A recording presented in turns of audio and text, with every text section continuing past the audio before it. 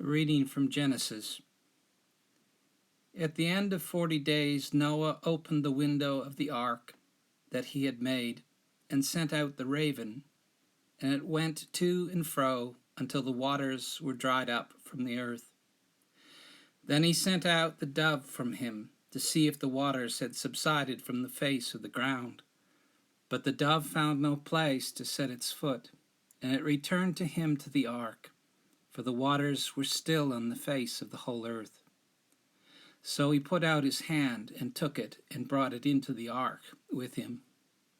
And Noah waited another 7 days, and again he sent out the dove from the ark, and the dove came back to him in the evening, and there in its beak was a freshly plucked olive leaf. So Noah knew that the waters had subsided from the earth.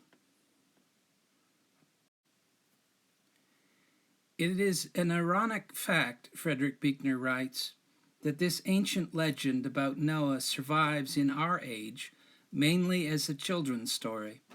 Yet if you stop and look at it, this is really as dark a tale as there is in the Bible. It is a tale of God's terrible despair over the human race, and his decision to visit them with a great flood that would destroy them all except for this one old man, Noah, and his family. Only now we give it to children to read. One wonders why. Buechner is right, of course. What church nursery is complete without a toy Noah's Ark with the removable roof and a ramp that leads the animals 2 by 2 into the hold? In the children's section at Chapters, I found 2 books about Noah. Noah's Ark, a Bible pop-up book, which promises to bring the characters to life. Then there is Here is Noah, a Where in the Bible adventure book. The author has read the Where's Waldo series. As children read the book, they're supposed to find Noah, Noah's sons, Noah's hammer, 2 monkeys, and a drowning elephant's nose. The story of the Great Flood has been turned into a fairy tale for children. Noah's Ark has been packaged as another golden book on the shelf beside Jack and the Beanstalk and Snow White. Noah's story has provided material that makes the rounds on the internet. Some of you have probably received that piece that was going around on the internet. All I need to know I learned from Noah's Ark. 1, don't miss the boat. 2, remember we're all in the same boat. 3, plan ahead. It wasn't raining when Noah built the ark. 4, stay fit. When you're 600 years old, someone may ask you to do something really big. 5, don't listen to critics. Just get on with the job that needs to be done. 6, build your future on high ground. 7, travel in pairs. 8, when you're stressed, float a while. 9, remember the ark was built by amateurs and the Titanic was built by professionals. 10, no matter the storm, there's always a rainbow. The flood has been a source for cartoonists as well. Dennis the Menace complains to his minister, "If you ask me, Noah could have left the 2 mosquitoes behind." A host of animals grumble, "Well, it's about time," as 2 snails slowly crawl up the gangplank into the ark. It is not surprising that we have lost sight of what this story is all about. This is not a children's story or a funny story. It's not a story concerned with history. So the archaeologists who search for gopher wood on every mountain in the Middle East are probably missing the point. The editors of Genesis would be surprised by questions of history or logistics. How did they fit that many animals in a space that is not big enough for that many animals? How could there be enough water to cover the whole earth? How did the dogs and cats get along on the ark, or the mice and the elephants? Why didn't the lions eat the bunnies? The question this story is concerned with is, What is God like? The main drama is not what happens on the ark, but what happens in God's heart. This story would be true even if it never happened. The beginning is dark and ominous. Terrible things happen to God's good creation. Adam and Eve leave the garden. Cain murders Abel. The darkness spreads. Genesis does not give all the gory details, but it says that the inclinations of their hearts was evil, and violence was everywhere. Violence was rampant in the inner cities, the suburbs, between nations. Terrorism was on the rise. War was considered a solution.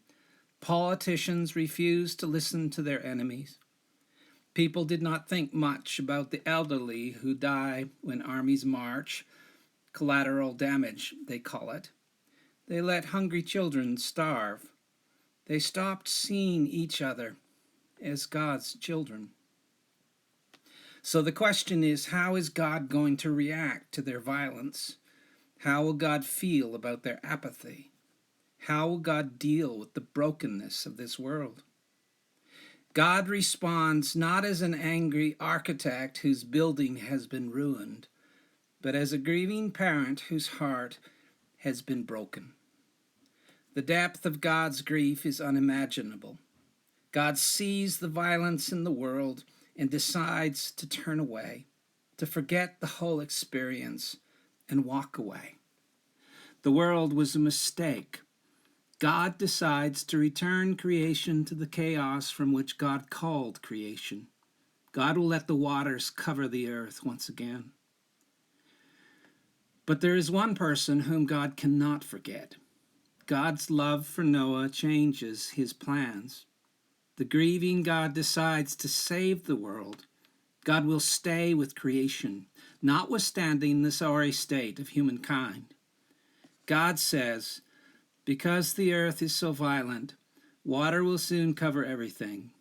But I have decided to make a new start with you. Start building a big floating crate. When it begins to rain, gather 2 of each, male and female, of every animal. Noah becomes the laughing stock of the neighborhood. The Homeowners Association complains that the monstrosity in Noah's front yard is ruining real estate values. They try to cancel his building permit. No one takes the ark seriously. They continue to live with the same self-centeredness to which they have grown accustomed. Even when the rain begins, they're not concerned, not even when the sewers back up. Little by little, the water rises, first down the street, then spreading in over the kitchen linoleum and trickling down the basement stairs. Eventually, the waters float newspapers and peel wallpaper off the walls until people are driven to the rooftops, where they sit wrapped in blankets with their transistor radios, looking for a break in the clouds and reassuring each other that the rain has to stop soon. But the rain pours. The rain pours for 40 days. The water covers the earth, and the hope of the world is a motley, seasick collection with empty boxes of gravel on deck. The downpour stops. Noah sends a dove out to see if he can find dry land. His heart sinks when it flies back without finding anything. Noah waits a week. This time the dove comes back with a sprig of olive.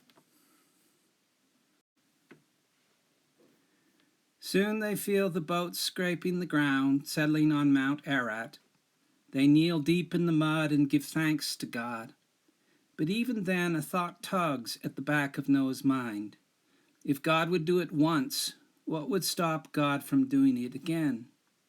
Someday God might see more violence and apathy, and the drops would start pattering on the roof a second time.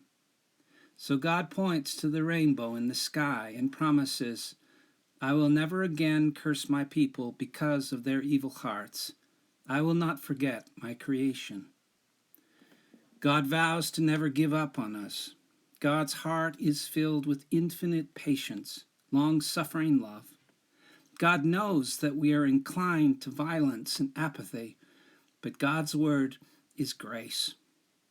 The bow that is set in the sky refers to a weapon. God says, I take my warrior's bow and restring it with the colors of creation. The rainbow reminds God to be gracious. God promises to act only with mercy.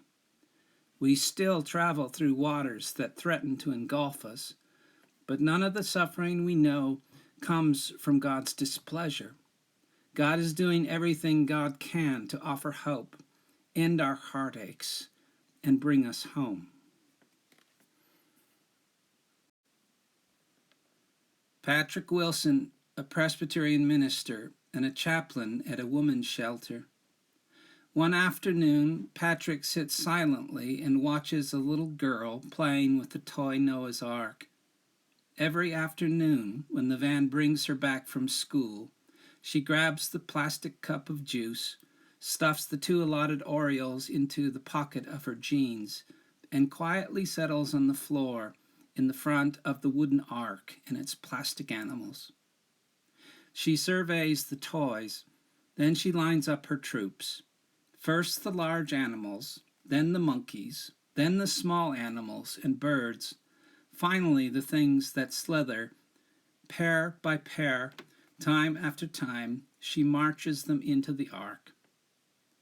He wonders if she knows anything at all about the biblical story of the ark and its cargo. She and her mother were admitted to the shelter to get away from the abusive man they lived with. They do not seem like the kind of people who go to Sunday school. Her mother had devotedly parented her drug habit.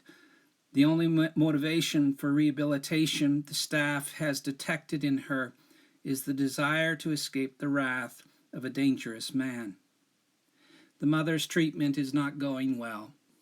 The child is silent except for the clicking of plastic hooves up the ramp of the ark. He considers telling her Noah's story, but he thinks better of it. The drowning world of Genesis is too realistic, too frightening for a young child. Let her enjoy playing with the toy boat, he thinks. Why would you tell a child about the horrible condition of the world? Why would you tell her about God's frustration when things were not going well? The story sounds like the violence that she lives with. The animals are lining up once more to parade into the ark. At one point, he asks a question of the child. Where are the animals going? She looks at him as if no question could be more obvious. They're going home, she says. Of course, home is where animals want to be. Home is where God's creatures long to be. Her emphatic tone makes something else clear as well. This place is not home. Though the shelter is clean, though the meals are prepared by a dietitian, though she has received her new blue jeans and clean socks, though no one hurts her here, this is not home. So where is home? The intake interview with her mother made home seem as elusive as the unicorn that missed the boat.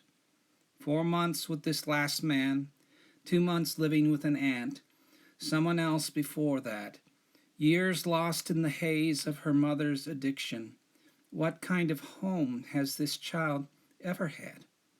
How can she hope for something she has never known except by its absence? Patrick says to the child, "You tell me the animals are going home. Where is home?" She is trying to concentrate on the procession. The camels have just gone up the ramp into the ark. Now the pair of rhinoceroses behind them are about to start. Without lifting her eyes from her flock, she answers, God. The rhinos teeter for a second at the top of the ramp, then clatter into the ark. A pair of warthogs come next, followed by a couple of antelope, until the whole double line of creatures rests safely in the ark. The ship is setting sail. It pulls away from the dock. Their destination is God. They are going home. God will be their home. As we travel home, as the waters rise around us, as we struggle with our brokenness, God will be our comfort. God will be our hope. God will be our peace. God will carry us to our final, true home.